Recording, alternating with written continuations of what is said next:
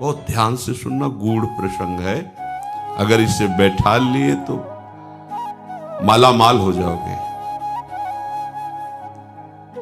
जो नाम अपनी इच्छा से जपा जाता है, सत्संग सुन करके, शास्त्र स्वाध्याय करके, उस नाम को जपते जपते हम पर नाम की कृपा होती है, तब हमें सद्गुरुदेव की प्राप्ति होती है। और जब गुरु प्रदत्त नाम होता है, वो शबीज नाम होता है। गुरु के श्रीमुख से निकला हुआ जो नाम है, जब हम विधि पूर्वक गुरु आज्ञा में रह करके उस नाम का जप करते हैं, गुरु आज्ञा में रह करके, तब उसके अंदर नाम की शक्ति जागृत होती है। नाम की शक्ति जागृत में प्रभाव सद्गुरुदेव का होता है। ध्यान दीजिए, अगर आप स्वेच्छा से नाम जप कर रहे हैं, वो मंगल भवन नाम है, आपका मंगल करेगा, आपके दुरति का पाप का नाश करेगा, आपको सद्गुरु की प्राप्ति कराएगा। वो व्यर्थ नहीं जाएगा, पर उससे दिव्य लीला में आप प्रवेश पा जाएं, असंभव। वो मार्ग ही है। जब सद्गुरुदेव भगवान नाम प्रदान करते हैं और हम उनकी आज्ञा में रहकर नाम जप करते हैं, तो गुरुदेव की शक्ति के प्रभाव से हमारे हृदय में अधिकार बनने लगता है बीज मंत्र प्राप्त करने का। बड़ा सुंदर क्रम है।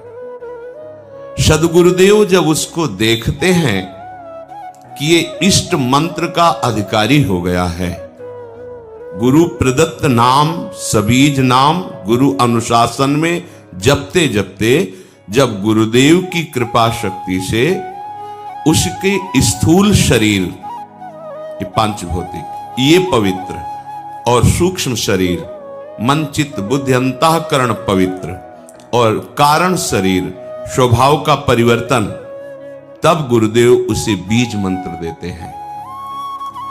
बीज मंत्र ये विशुद्ध भावदेह की प्राप्ति कराता है। बीज मंत्र के क्रम विकास से उसमें दिव्यता का प्रादुर्भाव होता है। क्रम विकास से आप कितना अधिक मंत्र में तन्मय हो रहे, कितना अनुशासन से युक्त हैं, कितनी पवित्रता का निर्वाह कर रहे हैं, कितनी आपके अंदर एकाग्रता है, कितनी देर मंत्र में टिकते हैं, उसके अनुसार देह एवं मन की सारी मलिनता दूर हो जाती है और बीज मंत्र से सिद्ध स्वरूप का उदय होता है उस उपासक के हृदय में। भावदेह जिसे कहते हैं। मंत्र सिद्धि आचार्य परंपरा से है। आपको मंत्र सिद्ध करने की जरूरत नहीं है, सिद्ध मंत्र है। इस मंत्र में प्रियता, अधिक समय तक टिके रहना, बहुत समय तक निज मंत्र ही चल रहा है, इससे आपकी पहले भूत शुद्धि होगी, पंचभूत आपके शुद्ध होंगे जिनसे शरीर रचा है। फिर चित्त शुद्ध होगा, इसके बाद स्वभाव शुद्ध होगा आपका। वो स्वभाव ही जहां शुद्ध हुआ, तहां भावदेह का अनुभव होने लगेगा।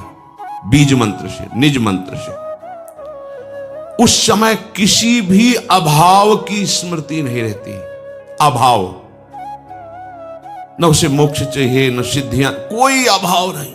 सोचो कैसी स्थिति।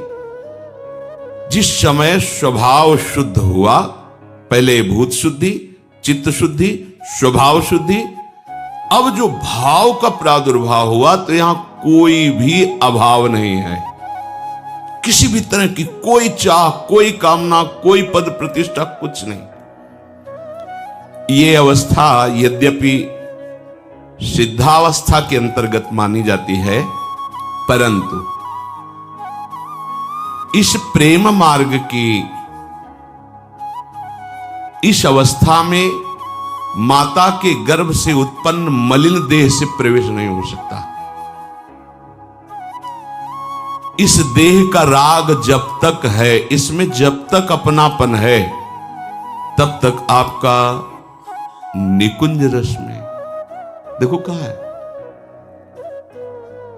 गुरु प्रदत्त नाम जप से मंत्र का अधिकार, मंत्र से समस्त भूतों की शुद्धि, स्वभाव तक की शुद्धि।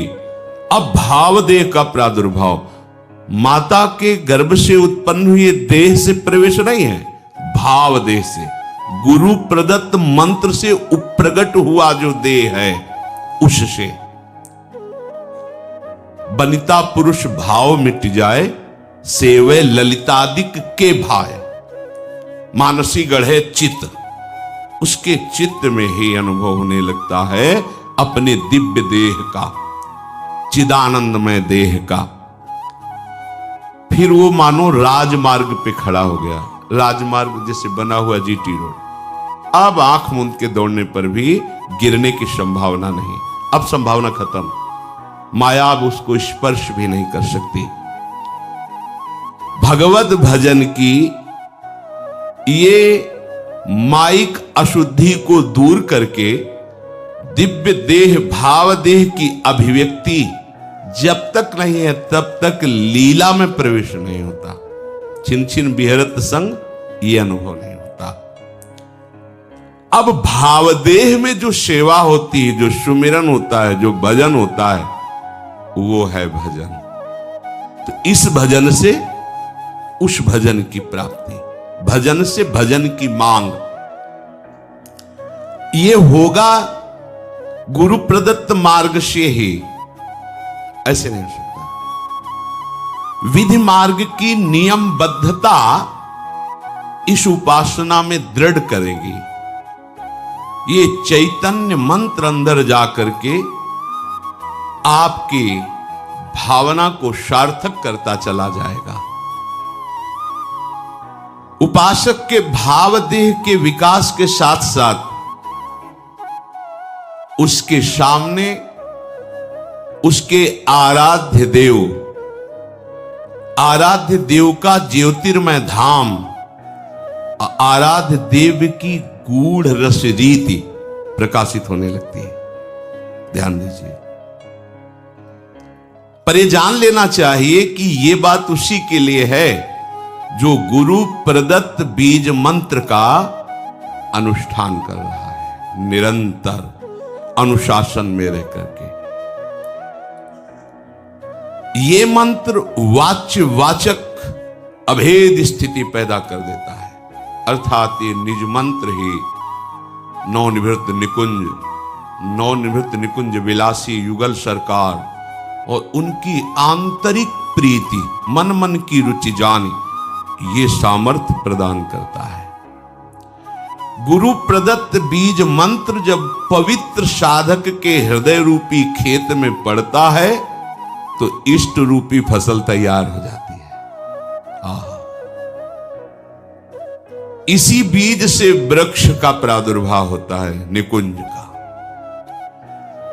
गुरु प्रदत्त मंत्र में प्राणों से भी अधिक जिसे प्यार है वही इसको प्राप्त कर पाता है।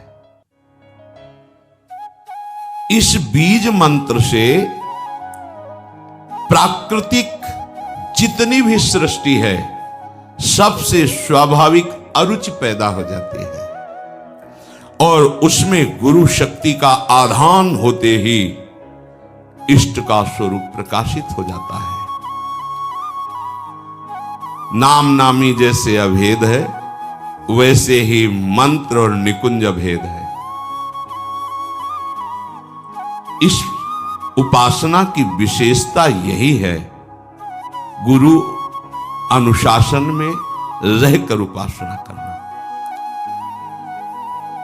ज्योतिर्मय धाम, ज्योतिर्मय रूप, ज्योतिर्मय लीला, अब ये भजन का प्रभाव प्रकाशित हुआ। वो उपासक भले दिखाई देता है शरीर में है, पर वो शरीर में रहते हुए भी शरीर में नहीं रहता।